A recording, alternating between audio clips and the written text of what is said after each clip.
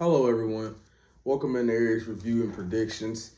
We're back for episode 2 of the End of Vince Saga series.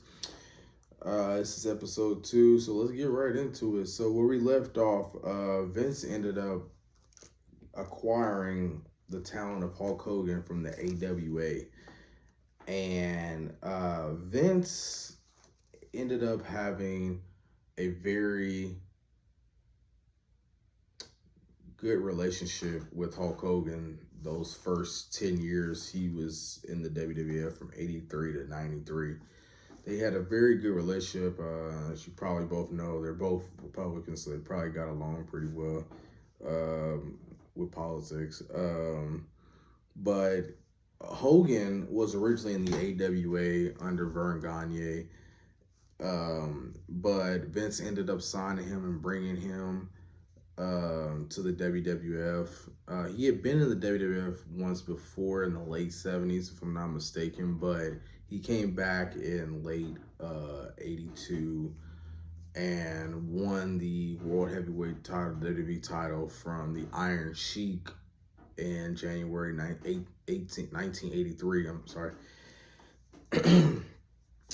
And from there, he went on an unprecedented 4-year run with the WWE title, similar to kind of what Roman Reigns has done recently with his 1,000-day title reign. But Vince had WrestleManias 1 through 3 were pivotal for him because WrestleMania 1, he bet everything on it. And if WrestleMania 1 was not successful, we might not be talking about this here today, and WrestleMania might not be what it is today. But in WrestleMania 1, Vince McMahon was able to corral Mr. T, Cyndi Lauper, and Muhammad Ali for the show. And those were all three big names, especially in that time period in the early 80s. In the main event, you had Hogan and Mr. T in a tag team versus Paul Orndorff and Roddy Piper. Ended up being your basic, golden era match, but it was significant in the fact that it was the first WrestleMania main event. It set the stage and the precedent for what was to come forward with WrestleMania. WrestleMania 2, Vince was back at it. Um, After the success of WrestleMania 1, he was feeling very high, and he ended up promoting WrestleMania 2 from 3 different locations in the 3 biggest cities in America: Los Angeles, Chicago, and New York. In theory, on paper, it sounds like it could have been a great idea. Um, it wasn't a failure by any stretch of the imagination, but I'm sure Vince, uh, going into WrestleMania 3, was thinking of something bigger that he could do to top having WrestleMania in 3 different cities. And by WrestleMania 3, he sure did. He came up with a storyline and a match that is iconic, that has went down in history, and is one of the most well-known matches, has one of the most well-known spots in wrestling history. And I'm talking about Hulk Hogan versus Andre the Giant, WrestleMania 3, the body slam, the 1, 2, 3, all iconic, all helped take WWE from being here to taking it there and through the moon.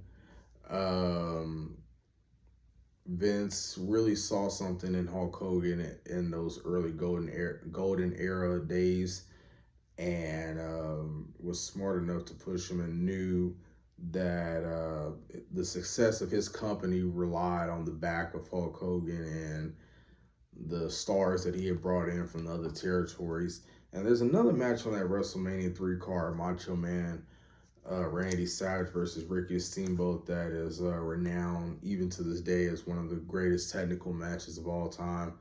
It was one of the best matches I've ever seen.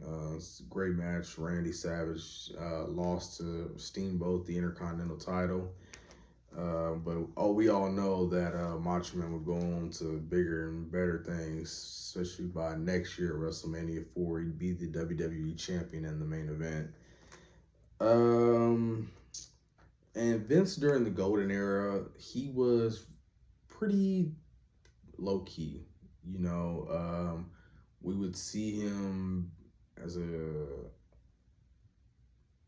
backstage person, I think, but he was always in the background. He was never on the shows. He was never there.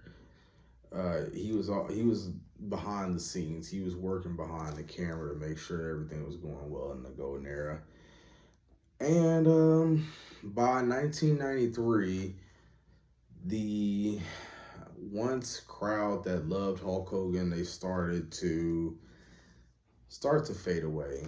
I mean, there was still love for Hogan in the crowd, but by '93 in the WWF, it was starting to become clear it was time to usher in a new era. And that era ended up being the 1990s, where Vince ended up dealing with sex and drug scandals, which is where the infamous picture of Vince in a neck brace, coming from court, that picture comes from. Vince ultimately ended up being acquitted on everything. He was never charged for the drug scandal or the sex scandal, which led into the new generation era led by Shawn Michaels and Bret Hart. But that we will get into in episode 3. We will start covering the new generation era moving forward with Vince.